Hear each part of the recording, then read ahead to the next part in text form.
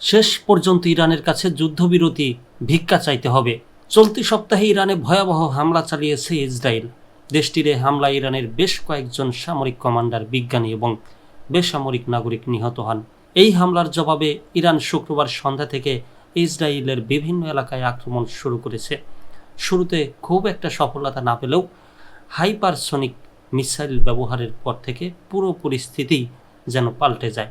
ইসরায়েলের সুরক্ষিত বিভিন্ন স্থাপনায় একের পর এক ইরানি মিসাইলের আঘাতে দিশেহারা ইসরায়েল। এমন পরিস্থিতিতে শেষ পর্যন্ত ইরানের কাছে যুদ্ধবিরতি ভিক্ষা চাইতে হবে বলে মন্তব্য করেছেন এক ইসরায়েলি বিশেষজ্ঞ।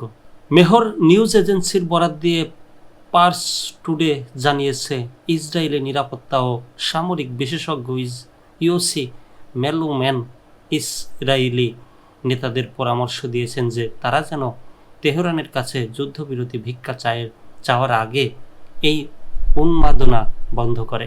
মেলোম্যান বলেন, যদি পরিস্থিতি এভাবে চলতে থাকে অবশেষে ইসরায়েল ইরানের কাছে যুদ্ধবিরতি ভিক্ষা চাইতে বাধ্য হবে।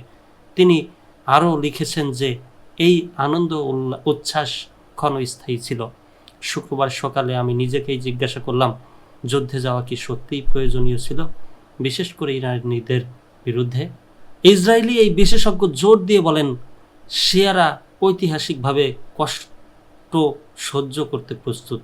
আমি তাদের ত্যাগ স্বীকারের মানসিকতার বিষয়টি স্মরণ করি, যেমনটি তারা ইরাকের সাথে 8 বছরের যুদ্ধে নজিরবিহীন ত্যাগের প্রমাণ দেখিয়েছিল। তাই আমি অনুরোধ করছি যে হতাহতের সংখ্যা কমিয়ে আনুন এবং মার্কিন প্রেসিডেন্ট ডোনাল্ড ট্রাম্পের সাহায্যে চুক্তির মাধ্যমে এই যুদ্ধ উন্মাদনা বন্ধ করুন। অন্যথায় শেষ পর্যন্ত আমাদের যুদ্ধবিরতির জন্য ভিক্ষা চাইতে হবে এবং ইরান তা প্রত্যাখ্যান করবে। এদিকে বিশ্বব্যাপী পারমাণবিক অস্ত্র বিস্তার রোধে গঠিত আন্তর্জাতিক চুক্তির নন প্রলিফারেশন ট্রিটি থেকে সরে যাচ্ছে ইরান। দেশটির পররাষ্ট্র মন্ত্রণালয় জানিয়েছে, এনটিপি চুক্তি থেকে বের হয়ে যাওয়ার চিন্তা ভাবনা করছে তারা।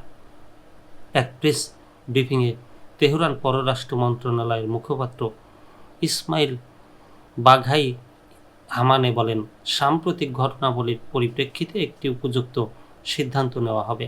পার্লামেন্টে একটি প্রস্তাব প্রণয়নের প্রক্রিয়া চলছে এবং পরবর্তী ধাপে সরকার ও পার্লামেন্ট একযোগে কাজ করবে।